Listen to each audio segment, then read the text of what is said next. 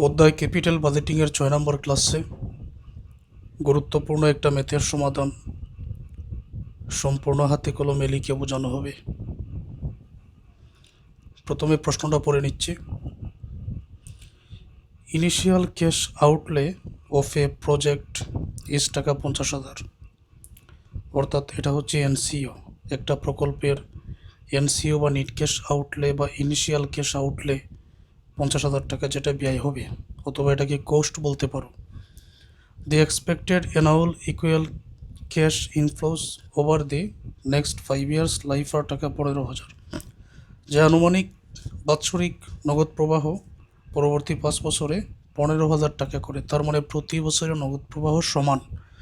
আগের ক্লাসে যে ম্যাথের সমাধান বোঝানো হয়েছে, নগদ প্রবাহ বিভিন্ন রকম ছিল, এখন কিন্তু 5 বছরের প্রতি বছরই সমান।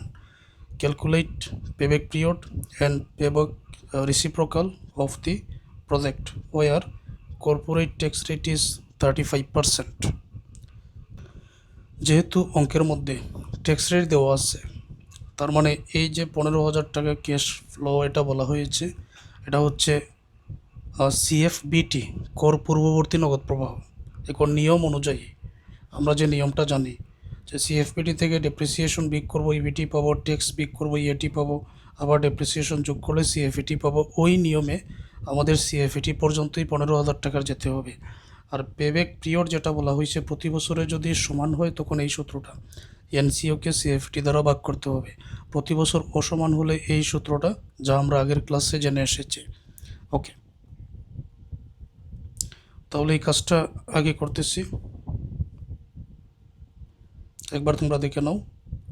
এটা হচ্ছে কোস্ট 50,000, 5 ইয়ার্স এটা মেয়াদ, 15,000 টাকা এটা সিএফপিটি প্রতি বছরের, ট্যাক্স রেট 35%। তাহলে বছর লিখে দিলাম 1, এখানে 1 থেকে 5 বছর। সিএফপিটি 15,000 করে আছে, ডেপ্রিসিয়েশন বাহির করি। অঙ্কের মধ্যে কোস্ট দেওয়া আছে 50,000, সলভেন্স ভ্যালু 0, মেয়াদ 5 বছর। 50,000কে 5 দ্বারা ভাগ করলে 10,000 অবচয়, তাহলে অবচয় 10,000।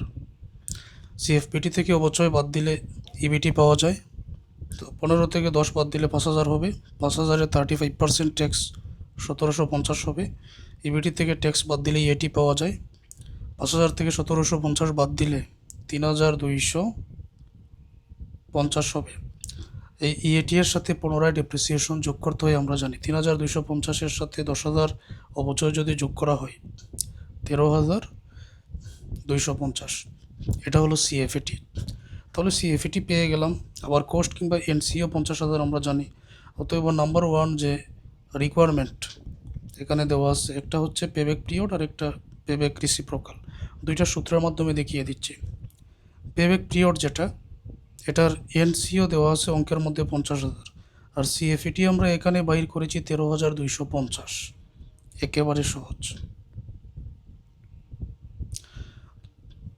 50,000কে 13,250 দ্বারা ভাগ করলে 3.77 ইয়ার্স, দ্যাটস আনসার। আর পিবিআর, পেব্যাক রিসিপ্রোকালের সূত্র, উপরে হবে 1, নিচে পিবিপি, অর্থাৎ এই যেটা বাইর করেছে 3.77 ইন্টু 100। এখন 100কে তুমি 1কে 3.77 দ্বারা ভাগ করো, ভাগ করে দেখো কত হয়, তারপর 100 দ্বারা গুণ করো। 100 দ্বারা গুণ করলে 26.53%, এটাই হলো উত্তর। পিবিআর পেব্যাক রিসিপ্রোকালের মান পেয়ে গেলাম, আর পিবিপি পেব্যাক পিরিয়ডের মানও আমরা পেয়ে গেলাম। তো এইভাবে তোমাদের এই ধরনের ম্যাথের সমাধান করতে হবে। এটা অল্প সময়ে এটা বুঝিয়ে দিলাম।